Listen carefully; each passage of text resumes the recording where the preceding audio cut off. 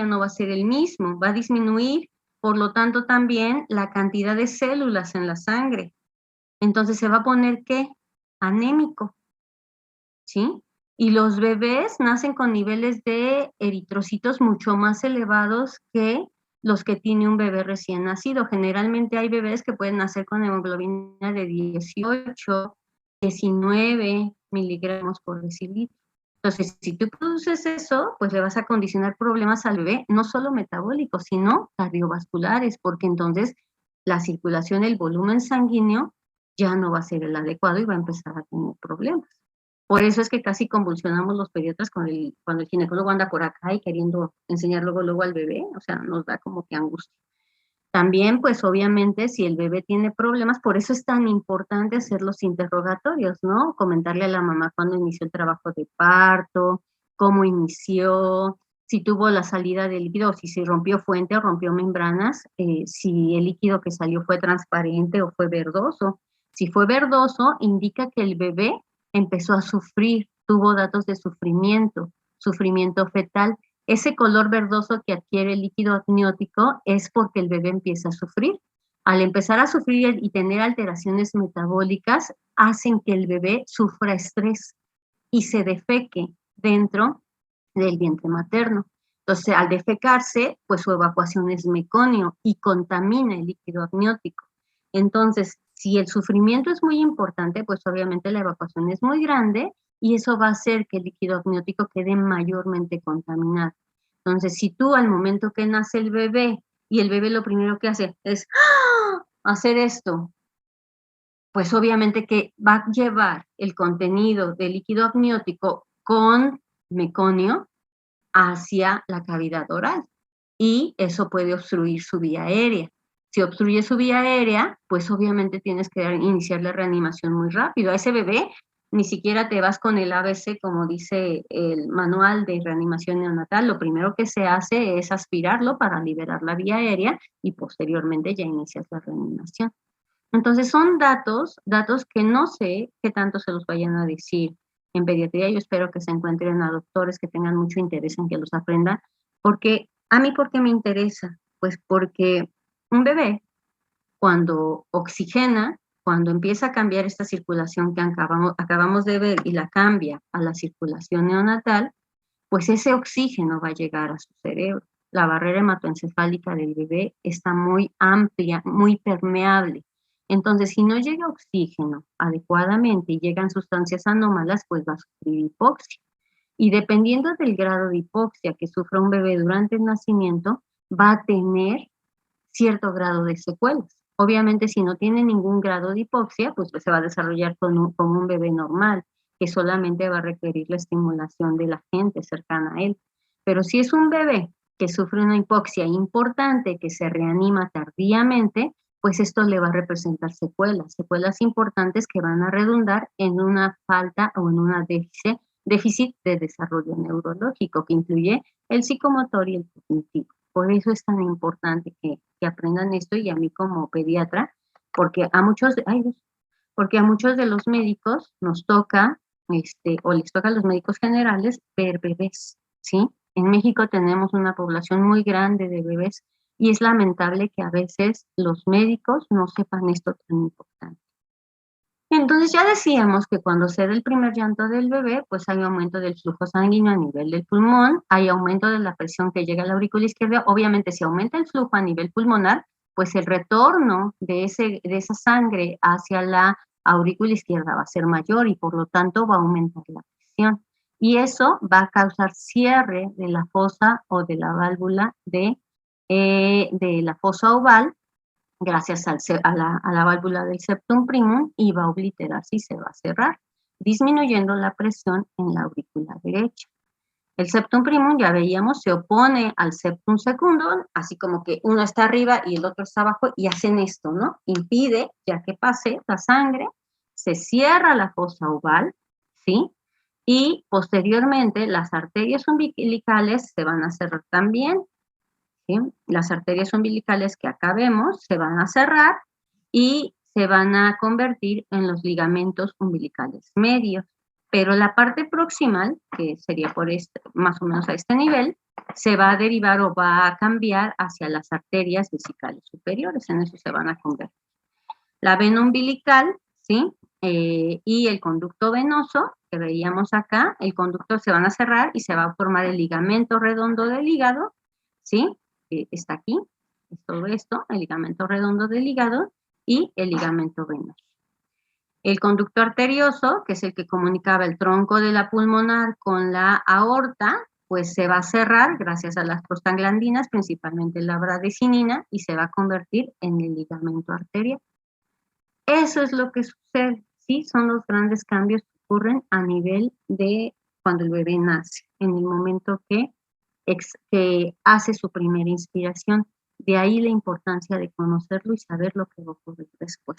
Muchas veces se los enseñan, pero no les comentan la importancia que tiene, y de verdad que es una importancia muy, muy grande, porque pues en base a ello va a ser el desarrollo neurológico de un bebé. No sé si hasta aquí haya preguntas o haya aclaraciones o alguna duda. Creo que no, doctora. ¿No? Ok. Bueno, pues vamos a hablar de las malformaciones cardíacas.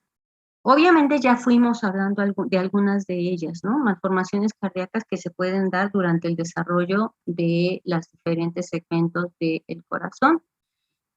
Vamos a empezar a hablar de las más importantes o las más frecuentes. El 3 o 4% de todos los recién nacidos en México tienen una malformación congénita de cualquier tipo. Las cardiopatías ocupan el segundo lugar como causa de muerte, o sea que sí es una frecuencia realmente importante. Y ojo, ahorita vamos a ver que muchas de estas malformaciones congénitas no se diagnostican en la etapa neonatal, ni siquiera en la infancia, una porque no las sabemos, ¿sí?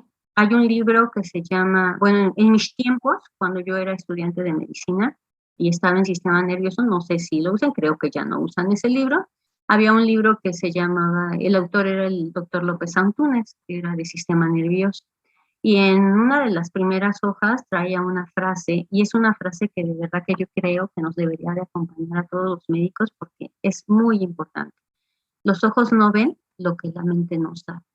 Si tú no sospechas de un diagnóstico, no piensas en él, es difícil que puedas hacer el interrogatorio adecuado para profundizar y para saber si es el diagnóstico o no lo es, inclusive para que tengas diagnósticos diferenciales. Es una frase que ojalá se les quede y entiendan la importancia de tenerla dentro del repertorio de frases que se van a encontrar en medicina. Porque de verdad, si no pensamos en una patología, pues es difícil que podamos hacer un interrogatorio certero que nos lleve a la confirmación de la misma. Entonces, muchas de las malformaciones congénitas cardiovasculares que ocurren en los niños, muchas de ellas no dan datos clínicos, por lo menos cardiovasculares, al principio. Nos pueden dar otro tipo de alteraciones que ahorita vamos a ver, pero que se piensa en otra cosa, menos en que pueda ser una cardiopatía. Por eso es importante pensar en ella. Las cardiopatías más frecuentes, esto quiere decir recién nacido pretérmino.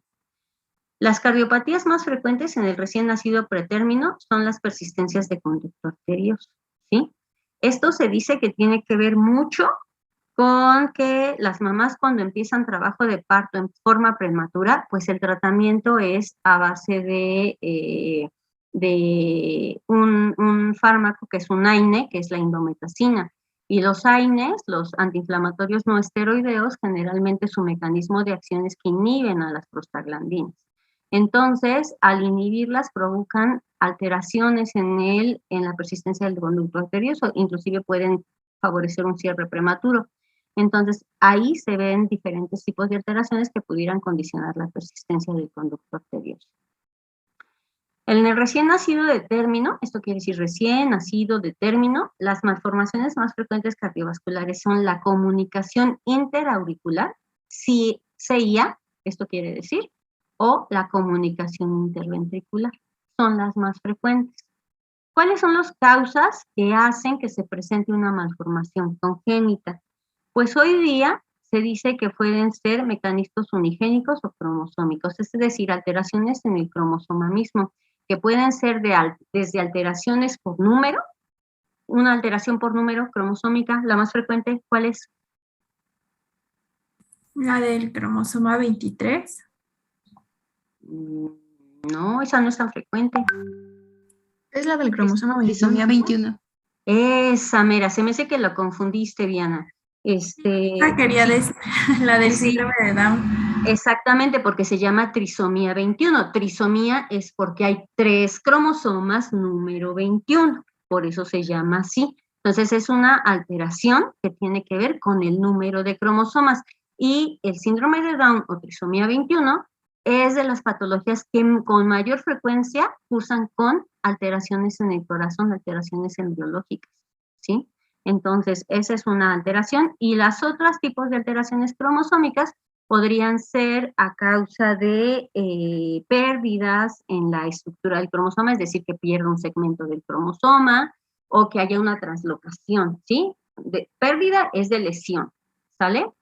Translocación es que ese pedacito que se perdió viaje y se coloque en otro cromosoma, esa es una translocación, ¿sí? Entonces, hay otra, pero ahorita se me fue el avión, de lesión, translocación, me falta una, a ver si ahorita me acuerdo. Entonces, esas son alteraciones en la estructura del cromosoma que te pueden llevar a cardiopatías congénitas. Y mecanismos unigénicos, las alteraciones monogénicas. Ustedes saben o debieran saber que cuando nosotros hacemos interrogatorio de las enfermedades familiares, las hacemos en referencia a la patología que presenta el paciente, ¿sí? O sea, si un paciente nos dice que tiene trastornos cardíacos, pues le preguntamos, ¿no? Si alguien en su familia ha tenido trastornos cardíacos. Pues bien, eso lo preguntamos para determinar el tipo de herencia, si es una herencia monogénica o es una herencia poligénica. La herencia monogénica es la que tiene relación con las leyes de Mendel, eso de ligar al sexo, o la de autosómica dominante, autosómica recesiva y demás. Y la poligénica es la que además de alteraciones genéticas se asocia a factores que se encuentran en el medio ambiente. Ese es el tipo de herencia poligénica. Entonces, en alteraciones cardiovasculares se ha visto que influye más la herencia de tipo monogénico, ya sea por algún tipo de síndrome, con esta cuestión de las herencias, o por una alteración que tenga que ver ligada al sexo, ¿no? A la mamá o al papá, y por eso se presenten. O también por alteraciones de novo. Cuando presentamos alteraciones de novo es que nunca en la vida de la familia se había presentado esa alteración, pero hubo alguien que por efectos teragénicos o por efectos ambientales múltiples la presenta, pero es nueva, no existía. Ajá. Por eso es tan importante el consejo genético. Obviamente la exposición a teratógenos, la gran mayoría de las causas de la causa se desconoce, por lo tanto se concluye que las malformaciones congénitas cardiovasculares tienen alta influencia de factores genéticos y ambientales, pues como casi todo en medicina, ¿no? Influyen los dos, van de la manita. Debiéramos de hacerle más caso a nuestros genes. Bueno, vamos a empezar a hablar de cada una de las malformaciones. Vamos a empezar con la persistencia de conducto arterioso. Como ya vimos, pues es más frecuente en prematuros. Es el conducto que establece comunicación entre el tronco de la pulmonar y la aorta, ¿sí? Generalmente se presenta en bebés menores de 28 semanas de edad gestacional. Esto quiere decir semanas de edad gestacional en el 60% de los casos, ¿sí? El gasto cardíaco en ventrículo derecho está más alto, ¿sí? Obviamente, hasta el 60%. Aumenta la operación de oxígeno, lo que favorece el cierre. Eso es lo que normalmente debería de ocurrir cuando cambia la circulación. Generalmente las prostaglandinas que intervienen es la PG2 y la prostaciclina PG12. Estas dos favorecen la vasodilatación del conducto y que se cierre, ¿sí? Ese es el cierre que se llama fisiológico. Se obliteran, la arteria se colapsa, se hace primero vasodilatación y posteriormente vasoconstricción y se cierra. Ese, como dije, es un cambio fisiológico, ¿sí? Pero después viene el cierre anatómico. El cierre anatómico es cuando ya se convierte en ligamento, se oblitera y degenera de tal manera en que ya no es un conducto arterial, sino ahora se convierte en un ligamento, ¿ok? Se llena de fibroblastos, de tejido conectivo, se hace una cicatriz y ya se genera. ¿Qué pasa si el paciente presenta datos clínicos de conducto arterioso? Pues hay un soplo de tipo sistólico, es decir, que se escucha durante toda la sístole, y el pecho del bebé, generalmente en medicina debemos de ser muy observadores, en eso se basa la inspección, debemos de inspeccionar, o sea, debemos de ser bien vivoritas y inspeccionar al paciente de todo a todo. Pues a los bebés es importante que veamos su tórax, y generalmente en el bebé, aunque su corazón late más fuerte y más frecuente que en los niños más grandes o que en los adultos, pues generalmente se van a ir acostumbrando a que tiene cierto movimiento que entra dentro de los parámetros normales. Entonces, llega un momento en que podemos ver que ese corazoncito, pues como que se eleva mucho, ¿no? Como que ese tórax se eleva mucho y se mueve mucho. Y eso nos habla de un precordio hiperactivo. Hay taquicardia. Si es un bebé recién nacido, ¿cuál será su frecuencia cardíaca? ¿Alguien la sabe? Yo he dicho que es muy alta, pero ¿cuánto?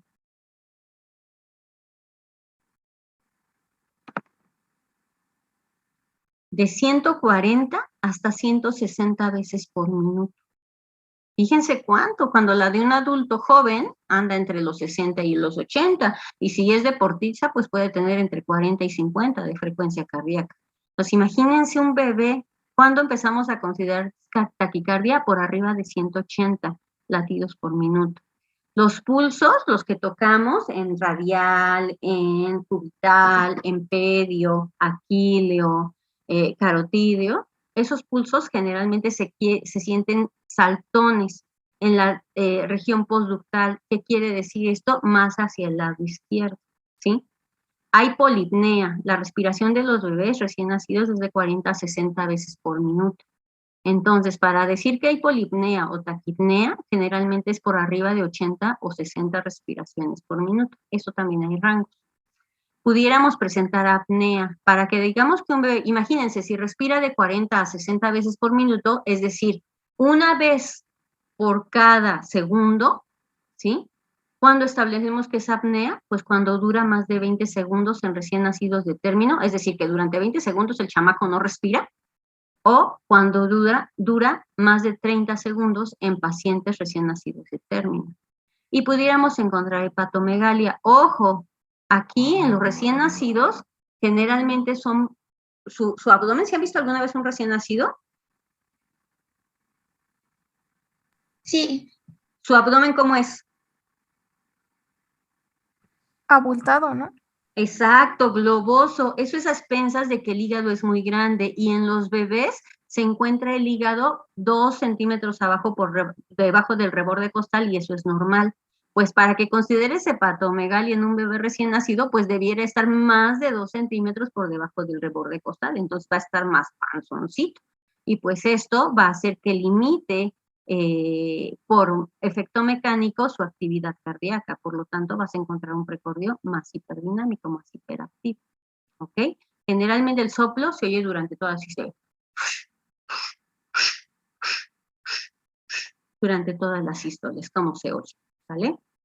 Esa es la persistencia del conducto arterioso. La comunicación interauricular.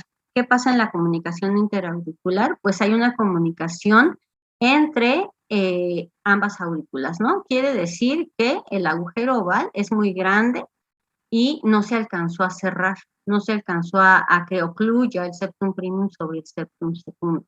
Entonces se establece, las comunicaciones interauriculares van clasificadas de pequeña, mediana o grande. Obviamente te va a dar más manifestaciones clínicas un defecto más grande que uno pequeño. La forma más frecuente pues es el agujero oval permeable. Generalmente son tolerables en la niñez. Es una de las patologías que les comentaba, que no da grandes manifestaciones en la etapa de la infancia, de los lactantes. El lactante menor y mayor se establece desde que nace hasta los 2 años de edad. A partir de los 3 años, pues ya es el preescolar. Entonces, generalmente son tolerables en la niñez, y las que tienen un tamaño más grande generalmente nos dan una hipertensión de tipo pulmonar, pues obviamente porque hay mayor flujo hacia lo que sería el sistema pulmonar, hay mayor cantidad de sangre que no debiera de haber, y por lo tanto se presentan datos de hipertensión pulmonar, pero ya en malformaciones grandes, ¿sí? En defectos grandes. ¿Ok? Es lo que más se presenta. Algo importante de la comunicación interauricular, que si hay datos de hipertensión pulmonar, a veces podemos escuchar sibilancias, o datos de compromiso pulmonar, y ojo, ahí se tiene que tener muy claro que precisar, ¿no? Y hacer un adecuado interrogatorio. ¿Quién te va a decir si es un efecto, si es una alteración cardíaca o una alteración infecciosa que está afectando a los pulmones y que te pueden dar sibilancias? Pues la evolución, ¿no? La evolución del cuadro. Si inicia en forma abrupta, ¿sí? Pues obviamente puede hablarnos de trastornos cardíacos, mientras que si lleva un tiempo proceso en el que el bebé tuvo una gripa, tuvo un catarro, rechazó el alimento, lo vieron con malestar general, pues ya precisas que pudiera ser un problema más de tipo pulmonar y de tipo infeccioso. Eso es importante. La comunicación interventricular es más frecuente en el sexo femenino, ¿no? Y es la comunicación entre un ventrículo y el otro ventrículo. Hay comunicación entre ambos. Entonces, la forma más frecuente es la de comunicación interventricular de tipo membranoso. Es decir, que el septum de tipo muscular no alcanzó los cojinetes endocárdicos y dejó ahí un defecto. Generalmente el 30 al 50%, sobre todo de las comunicaciones interventriculares pequeñas, cierran en el primer año de vida. Las medianas se pueden ir vigilando y ahorita les digo qué manifestaciones pueden presentar. Generalmente las comunicaciones interventriculares grandes tienen un flujo sanguíneo pulmonar excesivo, datos de hipertensión pulmonar que va a causar con mayores manifestaciones de hipertensión pulmonar, mayor presencia de sibilancias, mayor representación inclusive de dificultad respiratoria, van a causar con disnea, con dificultad respiratoria e insuficiencia cardíaca en las fases iniciales de la niñez, las grandes. Pero, como ya dije hace un momento, las que más trabajo nos cuestan diagnosticar son las pequeñas o las medianas. Fíjense bien, aquí es bien importante. Si hay una comunicación interventricular, es decir, entre ambos ventrículos, ¿cómo va a estar el flujo hacia la circulación sistémica? Ya vimos que hacia el sistema pulmonar está aumentado. Entonces, el flujo de sangre a la circulación sistémica, ¿cómo se va a encontrar? Disminuido. Efectivamente, disminuido. ¿Y qué hace la circulación sistémica? ¿Cuál es su función primordial? La perfusión a todos los tejidos. Exacto. Entonces, si no hay un flujo adecuado a todos los tejidos, ¿qué va a pasar con esos tejidos? ¿Van a crecer igual? No. Serían como más pequeños, ¿no? ¿Cómo será la fisiología, la función de esos tejidos? ¿Estará limitada? Sí. Por supuesto que sí, muy bien. Entonces, a grosso modo, si sabemos que la circulación sistémica está afectada y está disminuida y va a causar un tamaño más pequeño de los órganos y una perfusión menor con una función limitada, en un conjunto, en su conjunto, ¿cómo estará ese sistema en general? ¿Más pequeño, más grande o normal? Pues estaría más pequeño, ¿no? Efectivamente, entonces en un niño, ¿qué es lo que te habla de su tamaño y de que va creciendo en forma adecuada? Son dos datos. Una correcta perfusión de sus órganos. Eso ya lo hablamos, pero ¿cómo se representa clínicamente? ¿Cómo estás viendo que... ¿Mande? Estatura. Exacto, su estatura, ¿cómo va a estar? Pues va a estar más bajita. Adecuada a la edad. No adecuada para la edad, va a estar más baja, ¿no? ¿Y cómo estará su peso? Más bajo. Igual más bajo. Exactamente, entonces, niño que te llega con retraso en el desarrollo ponderal, es decir, que en falta de desarrollo en cuanto a talla y cuanto peso, hay que sospechar de una cardiopatía. Obviamente, para esto necesitas un buen interrogatorio. Y si tú en ese interrogatorio ves que la mamá no es silvestre, que sí le echa ganas al bebé, es que luego hay mamás que de verdad, por más que les expliques, no entienden, que tienen que darle de comer como debe de ser, a veces los llenan de leche, ¿no? Y cosas así. O les quieren dar seno 3 años, y no es tan adecuado, porque le estás quitando el espacio a otros alimentos importantes. O sea, si haces un buen interrogatorio y ves que la dieta es buena, que el cambio de seno materno allá a fórmula o a leche entera es adecuado, que está bien, pero siempre lo ha visto chiquito, pues hay que considerar una alteración en el corazón y una alteración de tipo de comunicación interventricular, porque es la sangre que directamente va a ir hacia la circulación pulmonar y hacia la circulación sistémica. Aparte de que tiene peso bajo y todo esto, te dice, pues de repente se enferma mucho de tos y cosas así. Ojo, hay que checar bien ese pulmón, ¿no? A lo mejor tiene una hipertensión pulmonar no tan importante, no tan con un flujo a lo mejor no tan grande, pero sí la tiene y hay que evidenciar, ¿sale? Muy bien, chicos, espero que haya quedado claro esto porque esto es bien importante por lo que ya les comentaba. No se ve en la etapa del recién nacido. Se empieza a ver ya cuando el chamaco tiene 3, 4 años o a veces hasta cuando ya va al kinder y resulta que ves que tu hijo es el más flaquito y tú ves a papá que fenotípicamente está bien, de estatura, de tamaño, ves a una mamá que fenotípicamente está bien, también de estatura y de tamaño y dices, ¿y de dónde salió el chamaco tan chiquito, no? Pues algo está pasando y no lo están alimentando bien. Haces tu interrogatorio, ves que la mamá sí es comprometida, el papá es comprometido y que le están buscando, pues sospéchale, ¿no? Sospéchale de esto, aparte de los antecedentes personales patológicos que ya les comenté. La coartación, ay, esta es una, ¿cómo se llama? Una malformación que a mí me gusta mucho, no porque me guste tenerla, sino porque es una de esas malformaciones que te deben de dejar mucha, mucha escuela y que se diagnostican por clínica. Aquí no necesitas tener el aparato, ¿no? ¿Cómo se llama? El ultrasonido torácico o ay, no sé el nombre. La gamografía ni nada de esto. Aquí si haces una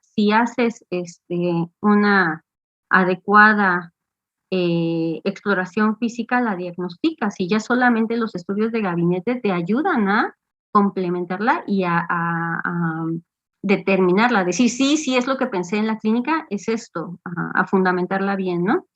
Porque es de las alteraciones que se presenta muy frecuentemente y no se diagnostica tampoco en la infancia. Generalmente las manifestaciones clínicas aparecen en adolescentes jóvenes o adultos jóvenes. El 10% de los niños con defectos cardíacos la puede presentar. La constricción aórtica puede tener tamaño variable. Puede ser así como esta, que solo es un pequeño segmento, o puede ser todo un vaso que esté estenosado, ¿no? Todo un segmento que esté estenosado y que es extenso. Se localiza casi siempre distal al origen de la arteria subclavia izquierda a la entrada del conducto arterioso. Y a esto se le conoce como coartación justaductal. En un 4 a 5% de los casos se asocia a una arteria subclavia derecha anómala. ¿Cuál es el cuadro clínico y por qué les dije que esta se diagnostica por clínica? Una, son pacientes jóvenes que en muchos de los casos presentan síncopes. ¿Qué es un síncope? ¿Cómo desmayos? Pero si te dijera que me lo definieras. ¿Es la pérdida de conciencia? Ajá, de forma súbita. Eso es, por eso se llama síncope. Ajá. Entonces, muchos de los adolescentes pudieran presentar esos síncopes. Ay, pues se desmayó. Y muchos, ay, se desmayó porque anda en la edad de la punzada. No, de verdad que no, hay que hacerle caso a esas manifestaciones clínicas. Pudo haber tenido un síncope porque el gasto cardíaco no tiene adecuada distribución y lo presenta estas alteraciones, sobre todo cuando cambia de posiciones en forma súbita, ¿sale? No alcanza a revascularizarse en forma importante, la sangre que llega al encéfalo no llega con la suficiente cantidad y por eso tienen el síncope. ¿Cuál es el tratamiento más fácil para un síncope? ¿Voy por una coca?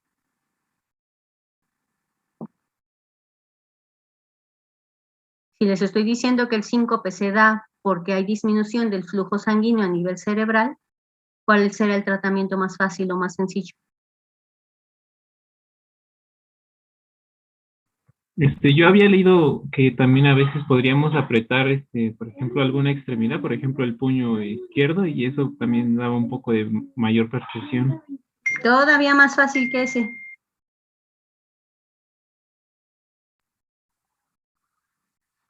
Bien, Gasca. ¿Y a esa posición cómo le decimos?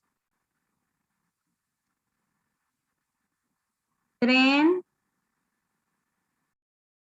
Trendelenburg. Exactamente. Es la posición de Trendelenburg. Elevas las piernas, ¿sí? Para mejorar la perfusión a nivel cerebral.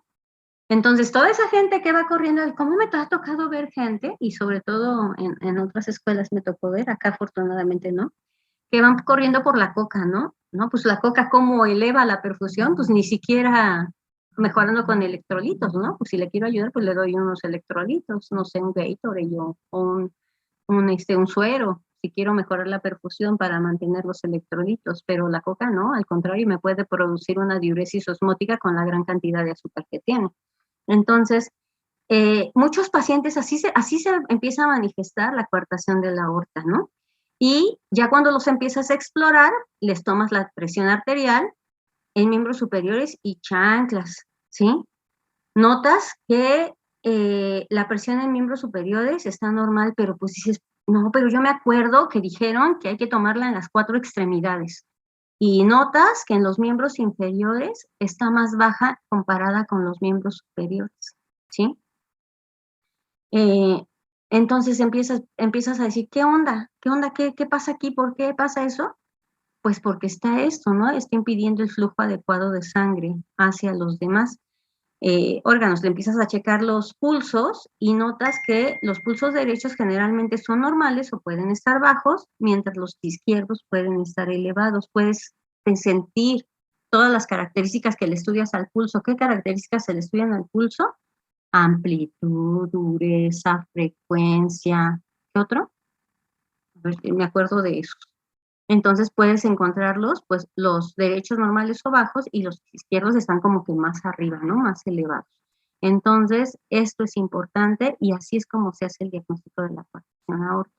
Entonces, de la aorta. Entonces, algo bien y bien importante es que si nos llega un paciente y ese paciente tiene antecedentes de mareos o síncope, no piensen en que puede estarse haciendo el loquito, que tiene algo que ver con la edad, ¿no? A las viejitas nos dicen, o a las mujeres, sabes que están en sus días difíciles, y luego a los adolescentes, es que pues ya anda en la edad de la punzada y cosas así. No, no hay que clasificarnos ni irnos con esos estereotipos, ¿sale? Hay que siempre pensar, ¿sí?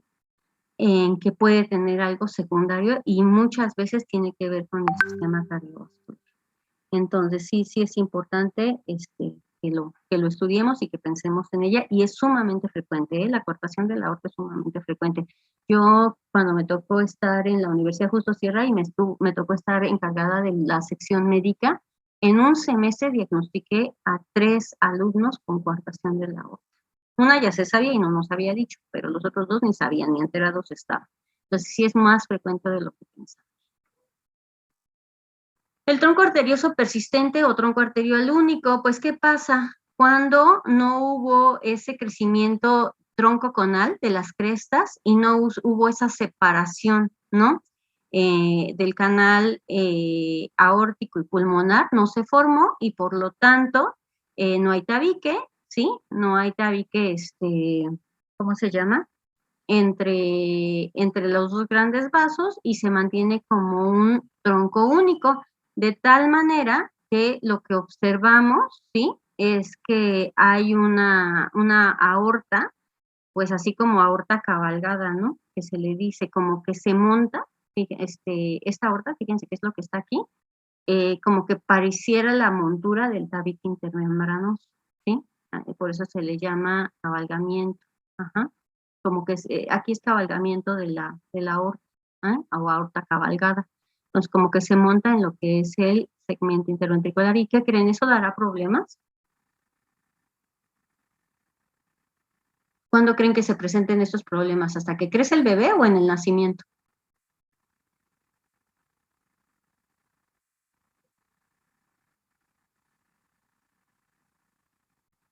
¿Alguien En dígame el algo? nacimiento, doctora. Sí, ¿por qué? Pues porque considero que no es una malformación tan leve y se podría notar fácilmente. Inmediatamente, ¿no? Porque imagínate, ¿cómo va a estar el flujo hacia la pulmonar? Pues muy amplio, ¿no? Muy importante.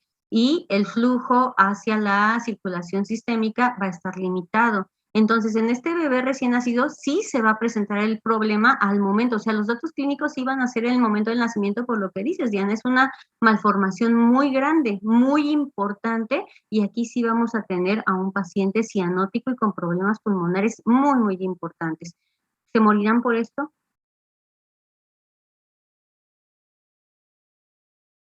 Sí, Sí. ¿Qué es lo afortunado? Que hoy día ya se pueden hacer diagnóstico de malformaciones cardíacas mediante ultrasonido y hay pacientes que ya lo superan, ¿no? Desde antes de que nazcan. Eso es lo fabuloso.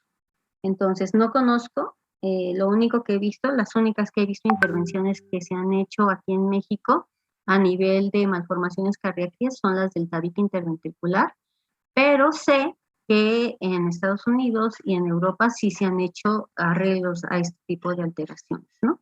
Entonces, pues sí, sí es importante el abordaje médico y aquí es cuando se hace muy importante que ese bebé, esa mamá, tengan valoraciones constantes, ¿no? Un buen seguimiento obstétrico. Es súper, súper importante. Si no está en una unidad de cuidados intensivos neonatales de tercer nivel, ese bebé pues, no va a funcionar y se va a morir. La dextrocardia, miren, esa es la imagen que parece más un pollito. ¿Sí? Bueno, a mí me parece un pollito. La dextrocardia ya habíamos visto que en lugar de incurvar hacia la derecha, incurva hacia la izquierda, el corazón se desplaza hacia el lado derecho y sus vasos muestran una inversión entre los lados izquierdo y derecho. Si no hay anomalía vascular, si no hay anomalía vascular, es decir, que los vasos, el resto de los órganos estén bien, generalmente no pasa nada. No hay ningún tipo de problemas. Aquí hay que investigar pues que no tenga otro tipo de alteraciones vasculares, checar que los demás sistemas se encuentren del lado habitual, ¿sí? Y si los tiene del lado, vaya, si es un situs inversus, checar que todo funcione adecuadamente, pero si está funcionando bien, no hay mayor problema. Pueden vivir solo con el corazón del lado derecho sin ningún problema, ¿no? Por eso ahí se hace importante que cuando vayan ¿cómo se llama? A los hospitales, correlacionen, ¿no? Cuando vean una radiografía, siempre correlacionenla con el paciente. Se nota el tejido adiposo, la masa ósea, entonces pueden definir perfectamente si la radiografía, aunque no esté señalizada, corresponde al paciente que están viendo, ¿no? La transposición de los grandes vasos. ¿Esto cuándo sucede? Cuando no se da ¿cómo se llama? Ese giro de 180 grados, ¿no? Cuando no se hace un giro total, sí, cuando se da a medias, cuando se da solamente una vuelta a 90 grados, entonces hay transposición de los grandes vasos de tal manera que la aorta salga del ventrículo derecho y la arteria pulmonar salga del ventrículo izquierdo. ¿Nos dará problema esto?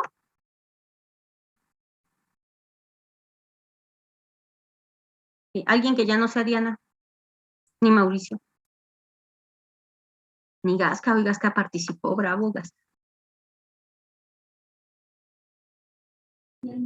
Sí. Sí. ¿Por qué, García de Jesús, no alcancé a ver tu nombre? Pues porque ahora está contrario a lo que debería ser, ¿no? A la circulación sistémica y pulmonar. No. Exactamente. ¿Cómo va a estar el flujo hacia la pulmonar? Va a ser más amplio. Va a ser más alto, efectivamente, con una presión mayor, inclusive puede causar lesión pulmonar importante, ¿no? Y pues obviamente la que va a ir hacia la aorta va a estar más limitada y va a ocasionar problemas. Entonces, ¿este paciente presentará ese tipo de problemas hasta que ya haya pasado tiempo o desde el nacimiento? Desde el nacimiento. Efectivamente, va a ser un paciente con un gasto cardíaco insuficiente, con cianosis seguramente y con alteraciones a nivel pulmonar, que inclusive lo pueden llevar hasta el edema pulmonar, ¿no? En forma importante. Muy bien, Joana. Muy bien. Esta es una de las malformaciones que les encanta a todo mundo preguntar en los exámenes, en el examen de consejo, en el examen de la selección de residencia, en todos lados les encanta preguntar. Y muchos dicen, pero si ni es tan frecuente, ¿qué creen? Que sí es frecuente, ¿eh? Yo en mi vida de pediatra vi inclusive una familia que el hermano mayor tuvo tetralogía de Fallot, luego el más chiquillo tuvo estenosis de la pulmonar, luego el que siguió comunicación interventricular. Por eso es muy importante el consejo genético, ¿no? Obviamente en esa familia hay alteraciones a nivel genético. La tetralogía de Fallot, como su nombre lo dice, es una alteración que está compuesta por cuatro defectos importantes. El primero, estenosis de la arteria pulmonar. ¿Sí saben qué es estenosis? Estenosis quiere decir que se estrecha, ¿sí? Que hay una parte en el calibre de ese vaso que se va a estrechar, ¿sí? A eso se estenosa, se cierra. A eso se refiere estenosis de la arteria pulmonar. Por lo tanto, el flujo hacia los pulmones, ¿cómo va a estar? ¿Aumentado o disminuido? ¿Disminuido? Disminuido, muy bien. Va a haber una comunicación interventricular generalmente de tipo membranoso, ¿sí? Entonces, pues van a estar compartiendo sangre, ¿no? Ambos ventrículos.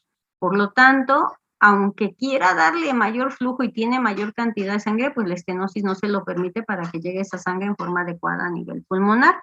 Y pues como que este ventrículo, que es el derecho, está recibiendo más cantidad de sangre y no está saliendo o no está eyectando la sangre, la sangre que debe salir hacia el pulmón, entonces tiene que trabajar más y eso hace que que hace más peso, más trabajo, entonces se hipertrofie, hace más pesas, hagan de cuenta, hace más trabajo.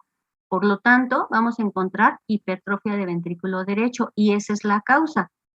Recibe mayor cantidad de sangre porque hay la comunicación interventricular y la sangre que debe de eyectar hacia el pulmón no es la adecuada. Por lo tanto, el volumen residual está siendo mayor en el ventrículo y está tratando de trabajar más para expulsar más sangre, para hacer su función y eso hace que se hipertrofie el músculo. Y el último es el cabalgamiento de la aorta, ¿sí? Entonces, así, aquí se ve como que se encuentra así como que montada o cabalgada la aorta, ¿sí? Eso hace que haya datos clínicos representativos de la tetralogía de Fallot y uno de ellos es que en la radiografía el corazón se ve como una botita. Y muchos de ahí que le encontraron una forma, dijeron que parecía un zapatito sueco, ¿sí? Entonces, por eso tiene la forma de zapatito sueco aquí, ¿sí? Bota o zapatito sueco. Vean qué grande está, como esto que representa el ventrículo derecho, pues está muy grande, ¿no? Porque está hipertrofiado. ¿Sale? Y pues esas son las malformaciones más frecuentes que podemos encontrar en el sistema cardiovascular. Y ojo, no hablé de malformaciones vasculares. Las malformaciones que ocurren a nivel vascular también pueden estar presentes, ¿sí? Y acuérdense cuando vimos los vasos aberrantes, ¿no? Pueden no tener las características histológicas de un vaso y eso va a favorecer que se rompa, ¿sí? Que se lesione con mayor frecuencia. Por eso es que de repente vemos, pues que el jugador que iba corriendo en el fútbol, pues de repente se paró, se desmayó, y van y lo ven, ya se murió. Pues ¿cómo que ya se murió? Muy probablemente tuvo una afectación de tipo vascular, un vaso tenía algún tipo de anormalidad. Eso es lo que más se relaciona. ¿Por qué a los viejitos no nos pasa eso y por qué le pasa a la gente joven? ¿Cuál será la razón?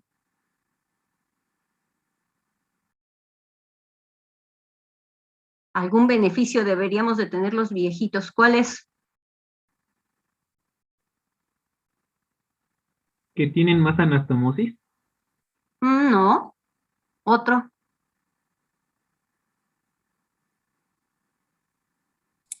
¿Puede ser su gasto cardíaco? No.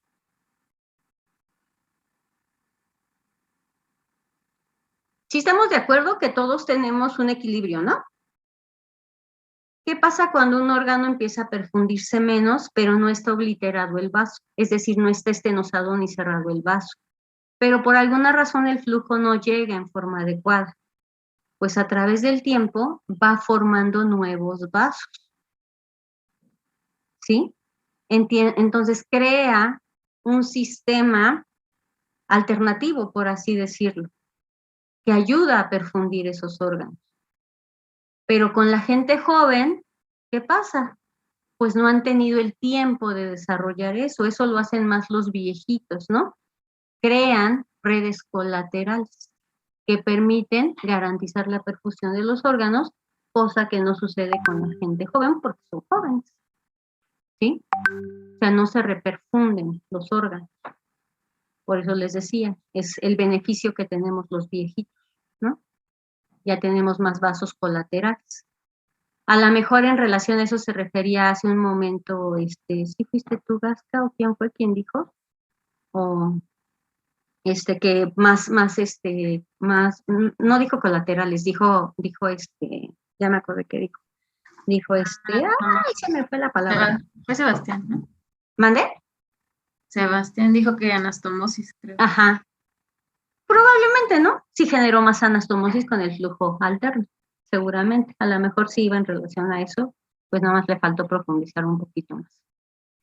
Pero se fijan qué importancia tienen las malformaciones y qué importante es pesar y medir a un niño. Eso es súper importante. Muchos dicen, ay, ¿cuánto pesa? Y ay, no sé qué. De verdad, el saber cuánto debe ir pesando un niño al año, a los 2 años y posteriormente percentilarlo, es muy importante porque nos puede hablar de alteraciones cardiovasculares, ¿sí? Cosas que podemos diagnosticar en forma temprana y garantizar que ese bebé va a llegar a una vida satisfactoria o lo más satisfactoria que se pueda.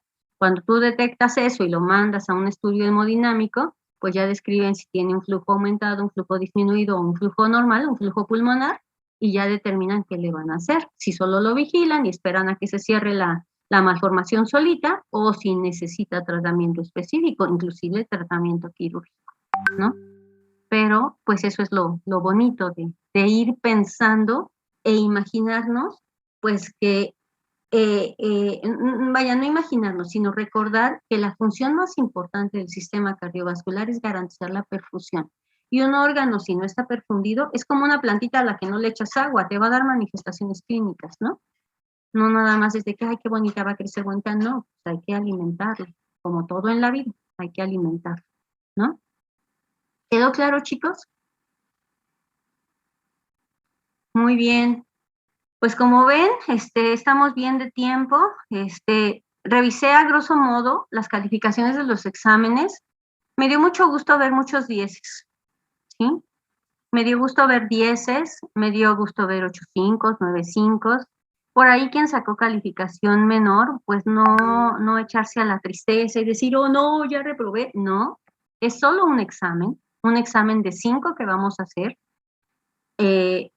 Todavía falta el departamental, falta su trabajo en aula. Por favor, los que les fue mal, pues más bien analicen dónde estuvo la falla, qué fue lo que les faltó, qué fue lo que no hicieron, qué fue lo que no comprendieron para saber por qué les fue mal en el examen, que fueron los menos, fueron bien poquitos y con poquitos quiero decir que 1 a 3, y eso estoy creo que exagerando, creo que solo fueron 2. Entonces, me da mucho gusto porque pues quiere decir que les fue bien. Nuestro siguiente examen sería de histología. La siguiente clase, que es el lunes, empezaríamos a ver histología y si nos da el tiempo, también empezamos a ver histología de vasos para irnos más rápido y tener chancecito, ¿no? Porque por ahí vamos a tener un lunes que no vamos a tener clase, que es el 21, que yo espero que no nos afecte. Si se dan cuenta, en las clases estamos tomando lo más importante de cada unidad del sistema, ¿sí? Para que lo aprendan, pero también para que lo interioricen y lo puedan relacionar con la clínica. Ahorita la relación que hicieron sobre el gasto cardíaco y cómo disminuye la perfusión a nivel cerebral y cómo se recompone es muy importante. Tan importante porque luego ocurre muchas veces. Ojo, esta posición de Trendelenburg, ¿la haría también con un paciente cardiópata, por ejemplo, un hipertenso? No, Diana, no, Joana, dice. Mauricio se quedó así como acá, Joshua como, ¿qué onda? Número desconocido. Denme un momento, por favor.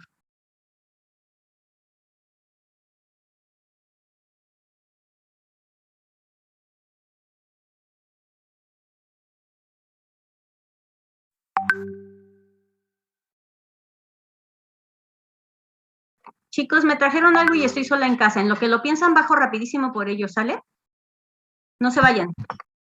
Sí, doctora. Sí, doctora.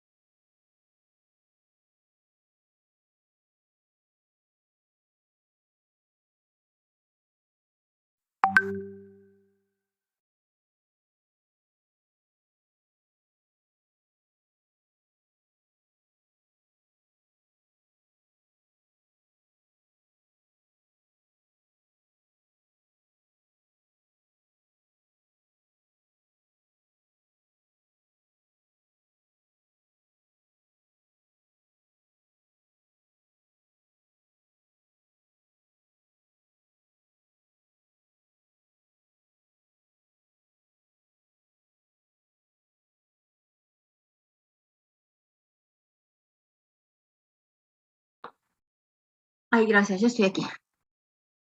¿Cuál fue la pregunta? Esta se me olvidó.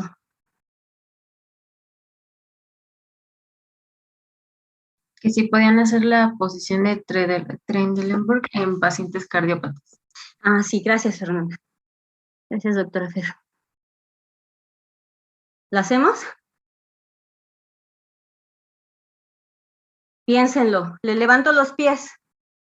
¿Qué vas a pasar con el retorno venoso? ¿Va a disminuir o se va a aumentar? Va a aumentar. Va a aumentar.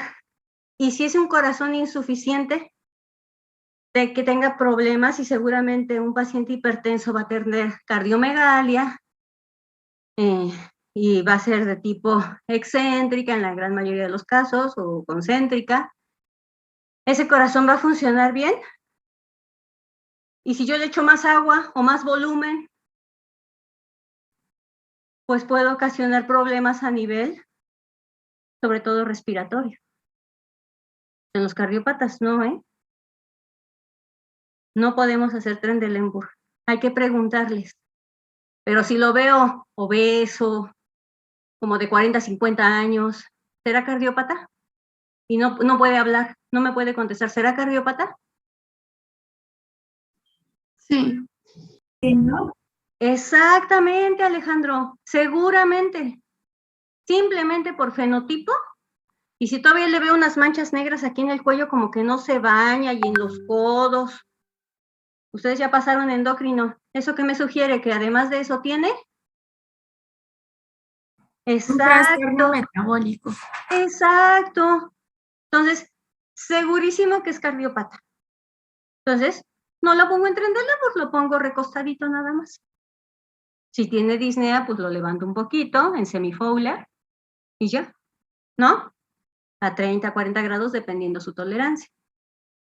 ¿Sí se fijan cómo podemos ir interrelacionando las posiciones, la clínica, con todo lo que pasa en el sistema? ¿Y por qué es tan importante la inspección, la palpación, la percusión y la auscultación? ¿Sale? ¿Y por qué los ojos no ven lo que la mente no sabe? ¿Ven por qué me gusta la frase? Pues muy bien. Pues yo creo que ya nada más pasamos lista, doctora Fer, o si tienes algo que comentar o algo que decir. Y si no, nada más pasamos lista, ¿qué les preguntaremos? Ah, que nos bailen. Yo el otro día dije, les voy a poner a que nos bailen. ¿Cómo ves? Que se echen una bailadita. ¿No? ¿Cómo que no? Estamos más tiesos que una tabla, doctora. ¿Cómo que? Pues es momento de destrabarse, Karen. ¿Sí? Es momento de que le bailen las manos arriba, abajo, no sé, lambada. Hasta Lo que cuando quieran. el semestre mi cerebro y mi cuerpo ya no coordinan, doctora. ¿Cómo que no? Si quiere el baile de los macheteros de Hidalgo, doctor. ¡Órale! Va, Brandon. Va a ser el baile de los macheteros de Hidalgo. Ya fue por sus machetes, seguramente. No vayas a lastimar a nadie. Doctora, ya dijo, ¿eh? Si no lo hace, lo reprueba. Sí, lo reprobamos, ¿verdad? Sí, ya lo ofreció, ya lo tiene que cumplir. Ya. A rajarse a su tierra. ¿No? Por lo menos el sapito de Belinda. ¿Ustedes sí les ha de haber tocado el sapito o no les tocó el sapito? Sí les tocó. Tararata, tararata, tararara, ¿no? ¿No? Había otro que el gorila. Las manos arriba, las manos arriba. Yo sí me encanta el baile, aunque no sepan. El chiste es moverse, si no me oxido. Y a su edad, no, pues más, con más ganas. Se van a oxidar desde temprana edad, se van a anquilosar. ¿A poco no se levantan y luego les dicen, ¡uy! ¿No? ¿Por qué será? Pues porque no se mueven. Entonces, ya les dije, la siguiente va a ser el baile, porque ahorita hubo mucha negación, pero no se van a salvar. ¿Okay? Que Brandon nos baile el baile de los machetes. Y dicen que Fernanda Selga nos baile la pelusa. ¿Por qué? ¿Te conocen cómo bailas la pelusa? ¿O qué? No, doctora. ¿O por qué, Fer? No sé Así- quién me conoce. Así pusieron, queremos que Fer nos baile la pelusa. Está con notitas musicales. No, doctora, yo no sé bailar. Ah, Sí sabe, no doctora. sean aburridos. No vayan a hacer de esa Sí gente. sabe, ella sí sabe, doctora. ¿Sí? No, Había hace mucho- bueno, no tantos años, como unos, esa la veía mi hija, la más grande. Era una caricatura que pasaban donde trataban problemas de adolescentes. Y cada vez que había una fiesta de adolescentes, decían ellos, así lo describían, es que entrar al salón donde es la fiesta es como si fuerzas de una pared jalan a las niñas y se hacen que se peguen a la pared, y luego a los niños los jala otra fuerza porque se hacen que se pegue a la otra pared y no se pueden acercar para intercomunicarse. ¿Ustedes eran de esos adolescentes que pegaban a la pared y no permitían que nadie les hablara? ¿O no le podían hablar a una niña o a un niño? Ay, qué bueno, Leilan. No hay que ser así. ¿Sí? Hoy que fue el temblor, me paré, me salí de la carretera y me paré. Iba una chica y así como toda también, igual que yo, ¿no? Asustada. Y le digo, ven. Pues dije, pues hay que darnos apoyo, ¿no? Si tiembla más fuerte o si tiembla fuerte y se cae todo aquí, pues sabe Dios, pues hay que apoyarnos, ¿no? Me vio así como vieja loca y se fue, ni me peló. Así me van a hacer ustedes, de seguro. No, chicos, hay que sonreír, hay que echarle ganas, ¿sale? Vamos a pasar lista. ¿Qué les preguntaremos? Nombres de flores. Flores o plantas, ¿va? No, Es más fácil. porque la mía se me secó. Ah, pues para que veas por qué se te secó. A mí también se me han sacado muchas, pero ya, mira, ya llevo. Es que se me olvidó Algunas. regar. Oh, no, ponte una alarmita. Yo me pongo una alarmita para que no se me olvide. Hay que ser más estructurados en nuestras cosas precisamente porque se nos olvidan, ¿no? Yo sé que todos los miércoles me toca regar mis plantas. Todos los miércoles. Y las de afuera, las del balconcito, 2 veces a la semana. ¿Se acuerdan de los pajaritos que les conté? Nacieron, crecieron, se desenrollaron y ya se fueron. Se lograron los 2 y ya se fueron. Pero bueno, ¿Se le pasemos. escaparon o los dejó? ¿Mande? ¿Se le escaparon o los dejó irse? No, estaban en mi maceta. Dejaron que se secara mi helechito del amor. Y nacieron los pajaritos, todos pelones, todos feos. Les voy a compartir las fotos, tengo muchas fotos y videos. Y y ya un día crecieron, ya estaban bien bonitos y empezaron a revolotear. Y le digo, estos ya se van a ir porque ya están revoloteando. Y así como que nos veían, como no te acerques y no te hago nada. Me dejaban regar las plantas de alrededor y todo, ni se movían.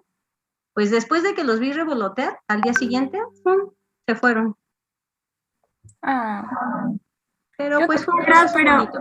no quite el nido porque, o sea, me ha pasado que regresan varias veces en el mismo nido. Porque luego hay gente que los ve irse y quita el nido y siempre regresan. Pues yo ahí lo dejé, a ver si como dicen los hijos, como dicen como al hijo que regresa, el hijo que pródigo, regresa a casa. Ahí se los dejé, a ver si bueno. Acá Ahí sí les quitan cuento. los nidos, doctora. Las palomas ya son una plaga.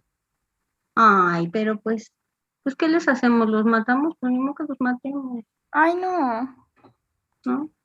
Son animalitos. Y son plaga porque lesionan edificios, entonces dicen que no hay que darles de comer donde hay edificios así como muy guau, ¿no? Pero pues esos estaban en una maceta, eran coquitos. Doctor, a mí me pasó algo parecido. Tengo 2 colibríes bebés enfrente de mi ventana. Hicieron nido. Ay, qué bonitos y colibríes. Qué Sí. bonito. Es bien bonito, yo creo que ver la vida es muy bonito. O sea, que tengamos bueno, a mí me gusta, ¿no?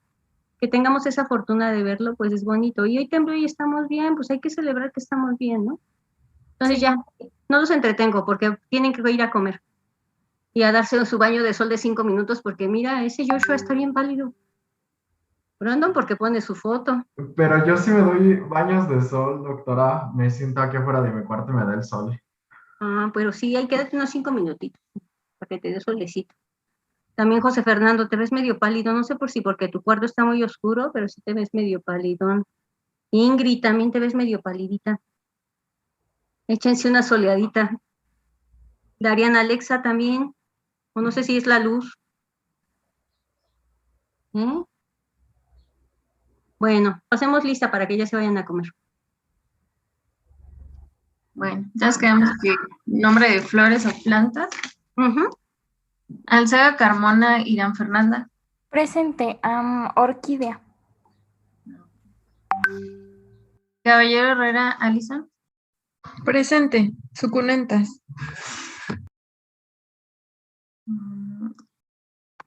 Cruz Díaz Joshua. Presente Venus atrapamoscas. ¿Eh? Es la planta carnívora, así se llama la más común, es Venus atrapamoscas. Ay, sí se las comen, yo vi cómo se comía, dije, bueno, las moscas me caen gordas, pero qué fea muerte. Sí, las atrapan y ahí quedan. De todas maneras no viven mucho las moscas, viven 1 o 2 días. Pues sí, pues sí. Muy bien. De León Trejo Sebastián. Presente, tulipanes. Bonitos. Díaz Mendoza Diana. Presente, geranio. Escobedo Guerrero Esmeralda. Presente, Jazmín. Gámez Vega Brandon. Las rosas. García Jesús Joana. Presente, crisantemos. Gasca Luna Javier.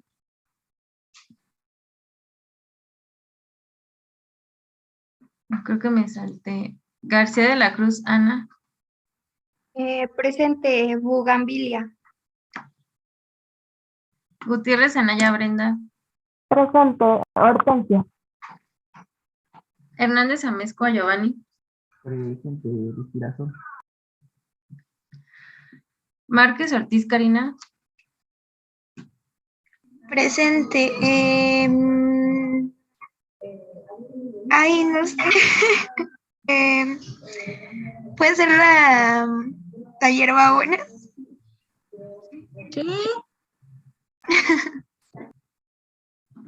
Martínez García José Fernando. Presente, las dalias. Martínez Guzmán Shanat. Presente, los lirios. Martínez Venegas Ana. Presente, clavel. Darien Alexa. Presente, los jacintos. Fátima Citlali. Presente y la lavanda. Mauricio. Presente los ranúnculos. No los conozco. Karen Areli. Presente, las dalias. Angélica Guadalupe. Ya lo habían dicho las dalias. Ah, sí, sí. Otro. El diente de león. Ok. Doctora, a mí me salto. ¿Quién eres? Perdón. Martínez López. Ah, perdón. Martínez López Alma. Sí, la flor de loto. Ramírez Hernández Anareli. Cilantro. ¿Cuál? Cilantro. Ah, ok. Sí me puso asistencia, doctora, es que cuando iba a hablar, la doctora le dijo a Areli que otra. Ah, ¿cómo te llamas? Ramírez Álvarez. Ah, sí, sí te puse. Igual falté yo, doctora. Ramírez Arismendi. Ramírez. Ah, pensé que ya te había pasado asistencia. Ramírez, entonces, ¿ya dijiste tu plantita? No, es calatea, la de hoja de lápiz. Ariadna, ya te pasé lista, ¿verdad?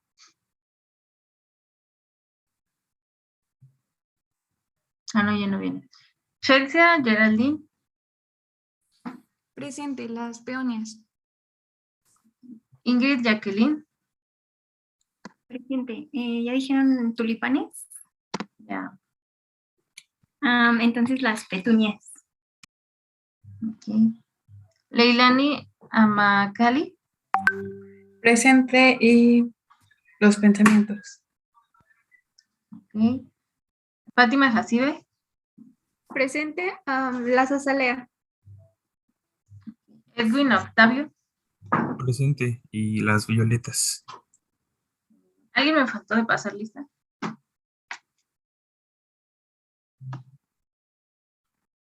Creo que ya habían dicho violetas, ¿no? Ah, no, dijeron petunias. No, violetas. Muy bien.